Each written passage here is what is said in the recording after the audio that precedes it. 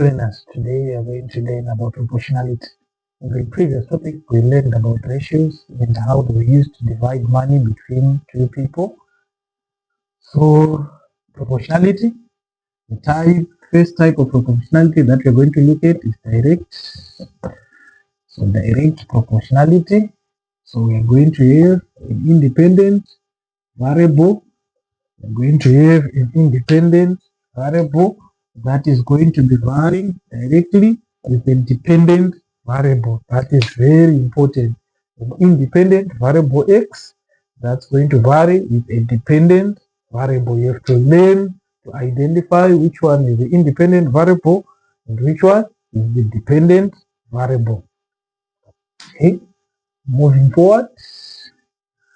So, for example, the cost of pens, for example, you're going to have an example where one brick costs $1. So what is the cost of 5 bricks? Obviously, it's going to be more. The cost of 5 bricks is going to be more.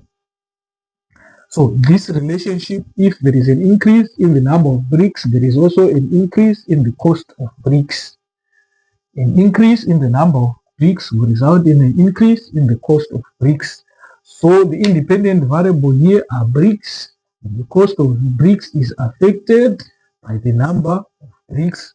So we can deduce a direct relationship between the number of bricks and the cost of bricks. Let's do an example. If 5 pence, number of pence, 5 pence cost $10, so this is the cost of pen. Find the cost of 8 pence. So the cost of pen and the number of pen. Alright, so the cost of pen versus the amount of pens that you're going to buy.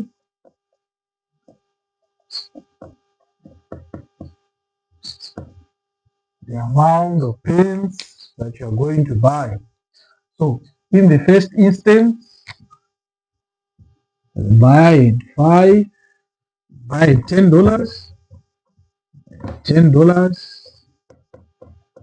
and they got 5 pence. So remember, in order to remove the proportion sign, we put a k. So 10 is equals to k5. 10 is equals to k5. So in order to find the value of k, we divide by 5 here, we divide by 5 here. This cancels, and you have 2. So you are going to have k is equal to 2. You have already found the value of k. Then you are asked to find the cost of 8 pence. You are asked to find the cost of 8 pence. So you're going to have costs of 8 pence. Since k is a constant, it doesn't change. K is 2. It doesn't change. K is 2. So the amount of pence that you're going to be, that you want, it's 8 multiplied by 2. 8 multiplied by 2, that's going to be $16. So 8 pence are going to cost you $16. So firstly, you have to find the constant k. Then after finding the constant k, you can then proceed to find the cost. So let's move on. We talked about direct proportion. Let's talk about the other one. Let's talk about inverse proportion. Let's say, for example, inverse relationship, the independent variable, it varies inversely with the dependent variable. So the independent variable varies inversely with the dependent variable. Let me give you an example. If there is a water is pouring down from the tap, water is pouring down from the tap, water is pouring down from the tap. So we have one tap here. If we have one tap that is filling this bucket, this one tap, it takes 10 minutes to fill the bucket. So if we add another tap here to fill these buckets, add another tap to fill the bucket, now you have two taps to fill this bucket. This bucket is going to fill 5 minutes. So an increase in the number of taps led to a decrease in the amount of time taken. So an increase in the independent variable led to a decrease in the dependent variable. That is inverse proportion. So in order to remove the proportional sign, we're going to add a k. X is equals to k over y. X is equals to k over y. So let's do an example. Let's do an example. If four workers finishes a job in 6 days, 4 workers finishes a job in 6 days, how long will 3 workers take? How long 3 workers take? 3 workers will take more. 3 workers will take more.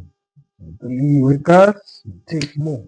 So firstly, we identify which one is the independent variable and which one is the dependent variable.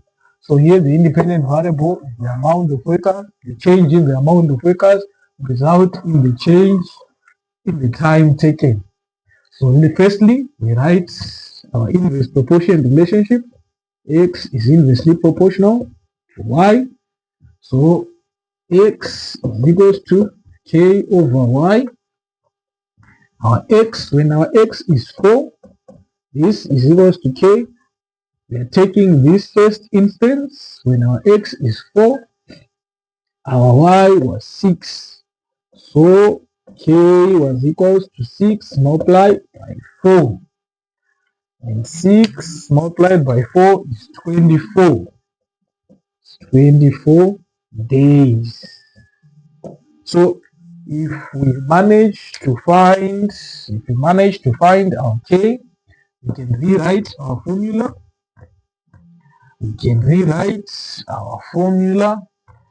Sorry, that was k, not days. So we can rewrite our formula is x is equals to 24 over y. Then we are asked how long will it take 3 workers. So we are asked how long will it take 3 workers.